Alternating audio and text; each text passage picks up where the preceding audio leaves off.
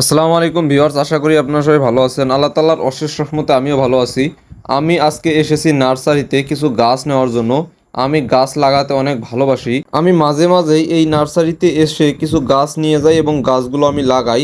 বিশেষ করে আমি ফলের গাছ বেশি লাগাই। অন্যান্য যে কাঠের যে গাছগুলো, কাঠ জাতীয় যে গাছ হয়, সেই গাছগুলো আমি খুবই কম লাগাই। তবে ফলের গাছ আমি একটু বেশি লাগাই।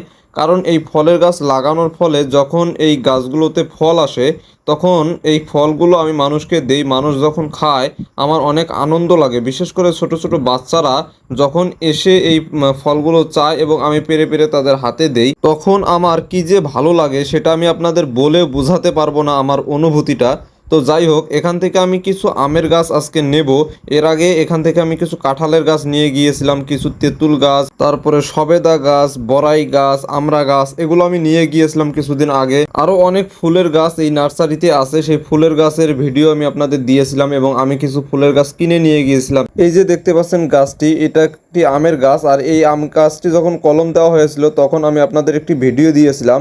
এই আম গাছটা কিন্তু আমি আগেই কিনে রেখেছি। এখানে এখানে একটি আমের গাছে 4 থেকে 5টি কলম দেওয়া হয়েছে এবং 4-5 জাতের আম লাগানো হয়েছে এবং এই গাছটি আমি শখ করেই কিনেছি, যাতে একটি গাছে 4-5 প্রকারের আম ধরে এবং এগুলো দেখতে অনেক ভালো লাগে। তো এটা আমি শখ করে কিনেছি, দেখা যাক শেষ পর্যায়ে কি হয়। তো এই যে দেখতে পাচ্ছেন 2টি আমের গাছ আমি নিয়েছি। এটা কিন্তু হাড়িভাঙা আমের গাছ আমি কিনে নিয়েছি। আর এই যে দেখতে পাচ্ছেন এগুলো লাল লাল পাতা, এগুলো কিন্তু ফুলের গাছ। তারপরে এই যে এটা হচ্ছে মোরগ ফুলের গাছ। এখানে আরও অনেক ফুলের গাছ আছে।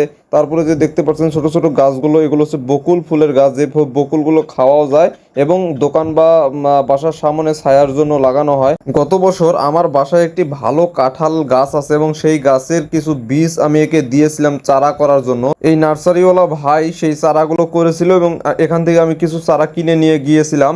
এবারও আমি কিছু কাঁঠালের বীজ দিয়েছি চারা করার জন্য। সে চারা করেছে, একটু আগে দেখতে পারলেন যে পলি ব্যাগের মধ্যে মাটি দিয়ে তারপরে চারাগুলো রোপণ করা হয়েছে এবং চারাগুলো বড় হলে এবারও আমি কিছু চারা এখান থেকে নিয়ে যাব। তো এখানে একটি আমের গাছ আছে, বড় আমের গাছ। এটা আমি চাচ্ছি, দিতে চাচ্ছে না। এটা হচ্ছে বাড়ি 4 আমের গাছ।